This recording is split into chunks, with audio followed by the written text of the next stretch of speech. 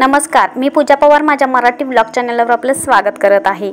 रामभक्त हनुमान यांच्या पूजेला हिंदू धर्मात खूप महत्त्व आहे। हनुमान जयंतीचा दिवस त्यांच्या पूजेसाठी खूप महत्त्वाचा मानला जातो। हनुमान जयंती वर्षातून दोनदा साजरी केली जाते। आता या वर्षाची हनुमान जयंती मंगळवारी चैत्र महिन्याच्या पौर्णिमेला म्हणजेच मंगळवारी आलेली आहे। 23 एप्रिल 2024 ला आलेली आहे। तर बघा, या वर्षी हनुमान जयंती मंगळवारची आल्यामुळे तिचं आणखीनच महत्त्व वाढलेलं आहे। तर या दिवशी काही महत्त्वाचे उपाय केल्यास तुम्हाला मोठ्या संकटापासून मुक्ती मिळू शकते। तुमच्या समस्येनुसार तुम्ही हे उपाय करू शकता। दरवर्षी पवनपुत्र हनुमानची जयंती ही चैत्र महिन्याच्या पौर्णिमेला साजरी केली जाते। या शुभदिनी माता अंजनीच्या पोटी हनुमानचा जन्म झाला। हनुमान जयंतीला जयंती न म्हणता जन्मोत्सव म्हणणे योग्य ठरेल, कारण बजरंगबली अमर आहेत। हनुमानजी हे असे देव आहेत ज्यांची खऱ्या मनाने उपासना केली तर आपल्या भक्तांचे रक्षण करतात, अशी मान्यता आहे। हनुमानांना संकटमोचन असे सुद्धा म्हटले जाते। म्हणून या दिवशी केलेले तुम्ही उपाय तुम्हाला खूप फलदायी असतात, शीघ्र फळ मिळतं। कारण हनुमानजी हे भगवान शिवाचे अवतार आहेत। कारण भगवान शंकर हे खूप भोळे आहेत आणि ते नेहमी आपल्या भक्तांच्या मदतीला धावून येत असतात। अगदी त्याचप्रमाणे भगवान श्रीरामांचे परम भक्त असलेले हनुमानजी ते सुद्धा आपल्या भक्ताच्या मदतीला धावून येतात। जेव्हा जेव्हा त्यांचे भक्त अडचणीत असतात, संकटात असतात, तेव्हा तेव्हा ते त्यांची मदत करतात। आणि म्हणूनच हनुमान जयंती दिवशी आपल्याला काय उपाय करायचे आहेत? आपल्या घरामधील नकारात्मक शक्ती निघून जाण्यासाठी आपल्याला हनुमान जयंती दिवशी सगळ्यात पहिला जी सेवा करायची आहे ती म्हणजे आपल्याला रामरक्षा स्तोत्र वाचायचं आहे। आता आपल्या सगळ्यांनाच माहीत आहे की बजरंगबली हे रामांचे खूप मोठे भक्त आहेत। त्यामुळे त्यांची सेवा करायच्या अगोदर श्रीरामांची सेवा करणे हे त्यांनाच खूप जास्त प्रिय आहे। त्यामुळे तुम्ही रामरक्षा स्तोत्र हे वाचून घ्यायचं आहे। आता रामरक्षा वाचून झाल्यानंतर मगच तुम्हाला हनुमानजींची सेवा करायची आहे। तर आता त्यामध्ये काय करायचं आहे आपल्याला, तर श्री मारुती स्तोत्र आपल्याला वाचायचं आहे। तर आता हे स्तोत्र आपल्याला किती वेळा वाचायचं आहे, तर मारुती स्तोत्र हे आपल्याला 11 वेळा वाचायचं आहे। अत्यंत प्रभावी ही मारुतीची सेवा आहे। तर ही सेवा तुम्ही सकाळी किंवा संध्याकाळी या कोणत्याही वेळी करू शकता। तर या सेवेमुळे आपल्या घरातील नकारात्मक जी शक्ती आहे ती दूर होण्यासाठी आपल्याला मदत होईल। तर ही सेवा तुम्ही संकल्पयुक्त करू शकता किंवा प्रत्येक दिवशी ही सेवा तुम्ही घरी करू शकता। तर बघा, 11 शनिवारचा संकल्प करून सुद्धा ही सेवा तुम्ही करू शकता। तर बघा, कोणतीही सेवा संकल्पाशिवाय पूर्ण होऊ शकत नाही, त्यामुळे आपल्याला संकल्प हा करावाच लागेल। तर त्यानंतर दुसरी सेवा म्हणजे तुम्ही 108 वेळा श्री मारुतीचा मंत्राचा जप करू शकता। हनुमंते नमः या मंत्राचा 108 वेळा आपल्याला जप करायचा आहे। शक्य असेल तर 11 माळी जप केला तरी सुद्धा चालते। जर तुम्ही 11 माळी जप केला तर तुमच्या घरासाठी खूप प्रभावी हा मंत्र आहे। त्यामुळे पण शक्य असेल तर करा, नाहीतर 1 माळ जप केले तरी सुद्धा चालते। कारण आपल्या सगळ्यांनाच माहीत आहे की मारुती मंत्र हा खूप शक्तिशाली मंत्र आहे। त्यामुळे या मंत्राचा प्रभाव तुमच्या घरामध्ये तुम्हाला जाणवेल। तर बघा, आणखीन एक सेवा म्हणजे सुंदरकांड। तर या सेवेमुळे काय होणार आहे की जो विनाकारण जो त्रास असतो तुमच्या पाठीमागे लागला असेल तर तो दूर होण्यास मदत होणार आहे। तुमच्या मागे संकटे जी लागलेली असतील, विनाकारण जी लागलेली असतील ती दूर होण्यास मदत होणार आहे। तर ही सेवा सुद्धा तुम्ही संकल्पयुक्त करू शकता। 11 शनिवार किंवा 11 मंगळवार ही सेवा आपल्याला करायची आहे। यामध्ये सुंदरकांडचं पठण आपल्याला करायचं आहे।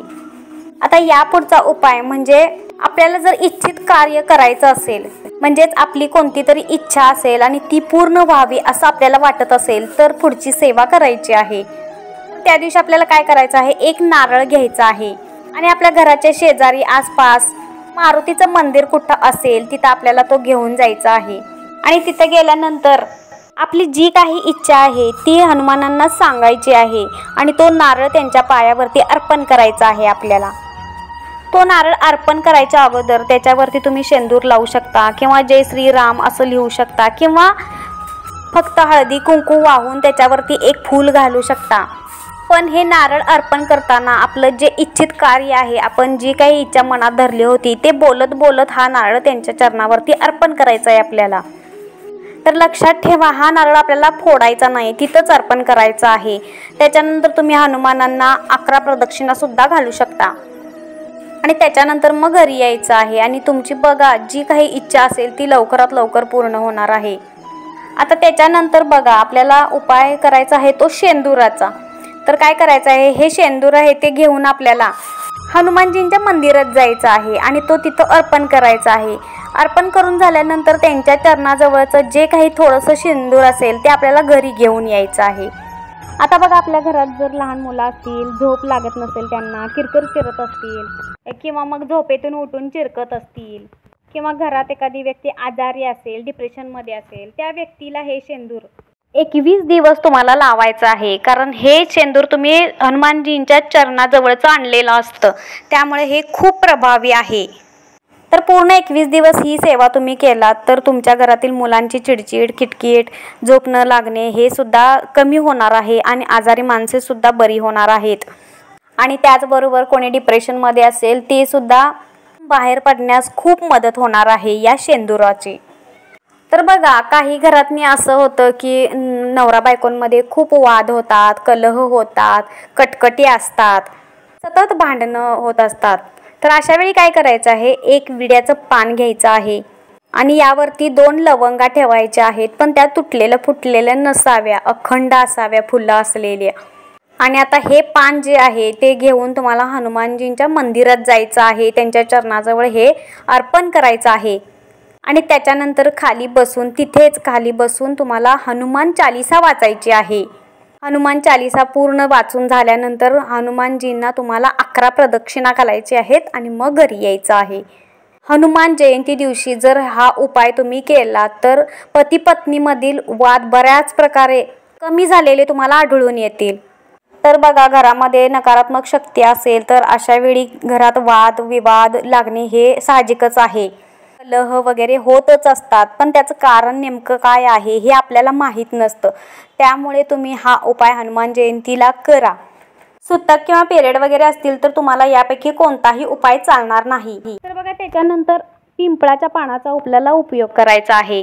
तर 11 पिंपळाची पानं आपल्याला घ्यायची आहेत. आता ती पिंपळाची पानं देठासकट घ्यायची आहेत आपल्याला. तर या पानांवरती तुम्हाला कुंकवाने श्रीराम लिहायचं आहे.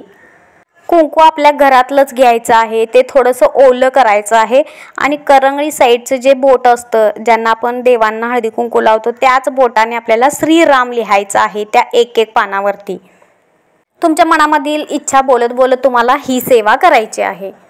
आता ही सेवा कुठल्याही शनिवारी किंवा मंगळवारी करायची नाही, तर आपल्याला फक्त आणि फक्त हनुमान जयंती दिवशीच ही सेवा आपल्याला करायची आहे. आता प्रत्येक पानावरती श्रीराम लिहून झाल्यानंतर ते प्रत्येक पानं एकामेकावर ठेवायचे आहेत, आपल्याला एकत्र गोळा करायचे आहेत आणि ती घेऊन आपल्याला हनुमानजींच्या मंदिरात जायचं आहे आणि तिथं आपल्याला ती पानं अर्पण करायची आहेत, त्यांच्या चरणावरती आपल्याला अर्पण करायचे आहेत. आता बघा ही पानं अर्पण करून झाल्यानंतर सुद्धा आपल्याला 11 प्रदक्षिणा हनुमानजींना घालायच्या आहेत आणि मग घरी यायचं आहे. तर पुढचा उपाय आहे तो धनप्राप्तीसाठी. आता बघा लक्ष्मी आणि कुबेरला सोडलं तर सगळ्यांनाच आपल्याला धनप्राप्ती व्हावी असं वाटत असतं. सगळ्यांनाच असं वाटत असतं की आपल्याकडे धन असावं, दौलत असावी. तर यासाठी हा उपाय आहे. तर त्यासाठी काय करायचं आहे, आपल्याला 21 विड्याची पाने घ्यायची आहेत आपल्याला. त्यालाच नागवेलीची पानं असं सुद्धा म्हणतात. तर ती पानं 21 घ्यायची आहेत आपल्याला. तर ती पानं देठाची असली पाहिजेत, कारण आपल्याला त्या प्रत्येक पानाच्या देठाला दोऱ्यानं गाठ बांधायची आहे, म्हणजे असा हार करायचा आहे आपल्याला त्या पानांचा. आणि नंतर ती माळ आपल्याला हनुमानजींच्या मंदिरात जाऊन त्यांना अर्पण करायची आहे, त्यांना घालायची आहे. आपली इच्छा बोलत बोलत त्यांना तो हार घालायचा आहे, त्यांच्या गळ्यात घालायचा आहे. तर बघा यामुळे तुमचे बरेचसे प्रश्न सुटणार आहेत. तुमच्या घरात लक्ष्मी स्थिर राहत नसेल, काही आर्थिक समस्या असतील त्या सगळ्या दूर होणार आहेत. तर त्याच्यानंतर 11 प्रदक्षिणा घालून तुम्ही घरी यायचं आहे. बघा आपल्या सगळ्या अडचणी दूर व्हाव्या अशा जर आपल्याला वाटत असेल तर मी जे उपाय सांगितले त्यापैकी कोणताही एक उपाय तुम्ही करू शकता. आणि माझा जर हा व्हिडिओ तुम्हाला आवडला असेल तर प्लीज लाईक करा आणि जर कोणी नवीन बघत असाल तर प्लीज सबस्क्राईब करा. जय हनुमान. हनुमान जयंतीच्या हार्दिक हार्दिक हार्दिक शुभेच्छा सगळ्यांना.